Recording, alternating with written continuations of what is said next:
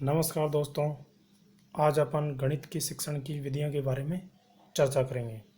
तो दोस्तों स्टार्ट करते हैं गणित की शिक्षण विधियाँ। तो दोस्तों गणित की शिक्षण विधियाँ पढ़ने से पहले वीडियो को कीजिए लाइक। यदि दोस्तों चैनल को सब्सक्राइब नहीं कर रखें तो दोस्तों प्लीज़ चैनल को सब्सक्राइब कर लीजिए ताकि आने वाले अब नोटिफिकेशन आपको सर्वप्रथम प्राप्त हो सके। दोस्तों गणित की शिक्षण विधियाँ पूरी पढ़ेंगे, बिल्कुल इनसे कोई बाहर। सबसे पहले देखते हैं दोस्तों गणित क्या है। गणित प्राचीन समय से ही विभिन्न रूपों में परिभाषित होता रहा है। गणित की अंग्रेजी शब्द मैथमेटिक्स की उत्पत्ति ग्रीक भाषा के मैथमेटिक्स से हुई है। दोस्तों गणित की अंग्रेजी शब्द मैथमेटिक्स की उत्पत्ति ग्रीक भाषा के शब्द मैथमेटिक्स से हुई है, जिसका अर्थ है वस्तुएं जिन्हें गिनना या अध्ययन करना। अपने सामान्य अर्थ में गणित को गणना का विज्ञान, संख्याओं का विज्ञान, माप, तोल, मात्रा, दिशा बताने वाला विज्ञान माना जाता है। समग्र रूप से गणित में अंकों, अक्षरों, चिन्हों, संकेतों का क्रमबद्ध विज्ञान है, जिनकी क्षमता से परिणाम, दिशा, स्थिति का बोध होता है। गणित विषय में संख्याओं का ज्ञान तथा संक्रियाओं का को मूलभूत दक्षता मानी जाती है। इन्हीं से अन्य संप्रदायों का जन्म हुआ है। दोस्तों संख्या 1, 2, 3 इस तरह की, और संक्रियाएं जैसे जोड़, बाकी, गुणा, भाग, इन्हीं के आधार पर दोस्तों अन्य संप्रदायों का निर्माण हुआ है। तो दोस्तों गणित विषय में संख्या तथा संक्रियाओं के ज्ञान को मूलभूत दक्षता माना जाता है तथा इन्हीं की संप्रदायों का इन्हीं के आधार पर अन्य संप्रदायों का जन्म हुआ है। दोस्तों गणित की कुछ परिभाषाएं देख लेते हैं, जिसके अंदर फर्स्ट परिभाषा है अपने पास हॉगबेन की। हॉगबेन के अनुसार गणित सभ्यता एवं संस्कृति का दर्पण है। उसके बाद नेक्स्ट परिभाषा है दोस्तों रोजर बैंकन की। गणित समस्त विज्ञानों का सिंह द्वार एवं कुंजी है। रोजर बैंक के अनुसार दोस्तों गणित समस्त विज्ञानों का सिंह द्वार एवं कुंजी है। तीसरी परिभाषा लॉक के अनुसार गणित वह मार्ग है जिसके द्वारा बच्चों के मन या मस्तिष्क में तर्क करने की आदत विकसित होती है। बर्ट्रेड रसेल के अनुसार नामक गणित विज्ञान ने अपनी पुस्तक इंट्रोडक्शन टू मैथमेटिकल फिलोसॉफी के अंदर क्या लिखा है दोस्तों, बर्ट्रेड ने निम्न मूलभूत सिद्धांत दिए।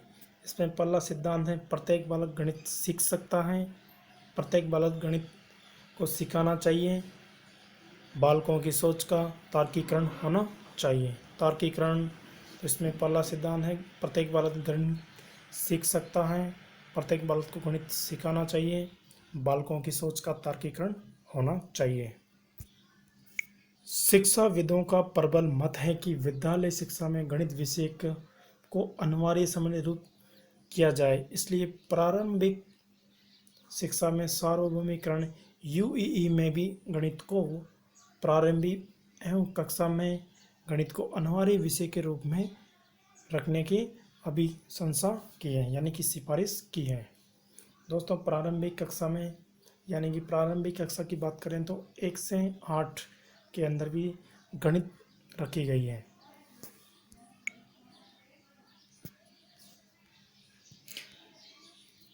चलिए दोस्तों देखते हैं गणित की प्रकृति के बारे में। गणित क्या है, उनकी प्रकृति क्या है।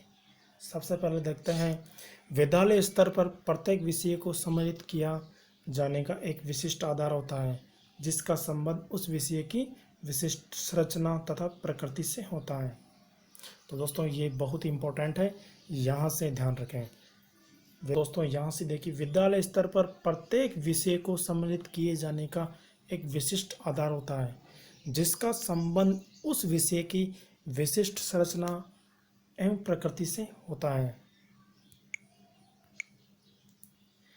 इस संरचना में कुछ निश्चित उद्देश्य होते हैं गणित विषय की प्रकृति के अनुसार गणित की प्रकृति सर्पिलाकार होती है, अर्थात प्रत्येक निम्न स्तरीय अधिगम को अपने उच्च स्तरीय अधिगम के आधार से होती है तथा बिना उसके किए उच्च अधिगम को प्राप्त करना संभव नहीं है। दोस्तों, गणित के प्रकृति सर्पिलाकार होती है।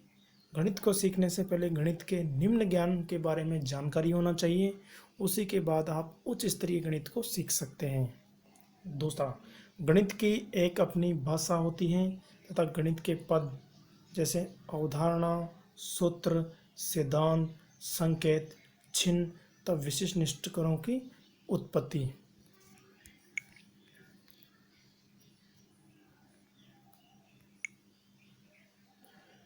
गणित के निष्कर्ष सदैव अविवाद होते हैं। दोस्तों, गणित के निष्कर्ष हमेशा अविवाद होते हैं, अतः ये अन्य विषयों की तुलना में अधिक विश्वसनीय तथा स्थायी होती हैं। गणित के निष्कर्ष सदैव अविवाद होते हैं दोस्तों, अतः ये अन्य विषयों की तुलना में अधिक विश्वसनीय तथा स्थायी होते हैं। गणित यथार्थ, क्रमबद्ध, तार्किक तथा स्पष्ट होती हैं। गणित दोस्तों क्या होती हैं? यथार्थ, क्रमबद्ध, तार्किक तथा स्पष्ट होती हैं तथा इनमें अमूर्त संप्रत्यय को मूर्त रूप परिवर्तन कर उनकी व्याख्या की जाती है। गणित परस्पर एवं तुलनात्मक संबंधों की व्याख्या करता है। दोस्तों, गणित परस्पर तुलनात्मक एवं संबंधों की व्याख्या करता है। गणित शिक्षण आगमनात्मक, विश्लेषणात्मक द्वारा सामान्यीकरण करना, वैज्ञानिक दृष्टिकोण का विकास करना, गणित विज्ञान की अन्य शाखाओं जैसे भौतिक, भूगर्भशास्त्र, रसायन शास्त्र आदि में अध्ययन में सहायक गणित शिक्षण के उद्देश्य ऐसा वंचित व्यवहार परिवर्तन होता है जो शिक्षक की क्रियाओं के माध्यम से लाए जाते हैं। इसमें दो प्रकार के उद्देश्य हैं दोस्तों। सबसे पहला उद्देश्य है सामान्य उद्देश्य। सामान्य उद्देश्य को ही शैक्षणिक उद्देश्य कहा जाता है। ऐसे उद्देश्य जिनका क्षेत्र व्यापक होता है तथा जो एक दीर्घ अवधि के पश्चात ही प्राप्त होते हैं, इनकी प्रकृति सैद्धांतिक तथा दार्शनिक होती है। वो दैनिक शिक्षण से अप्रत्यक्ष रूप से संबंध होते हैं। दोस्तों, ये दैनिक शिक्षण से प्रत्यक्ष न होकर अप्रत्यक्ष संबंध होता है इनका।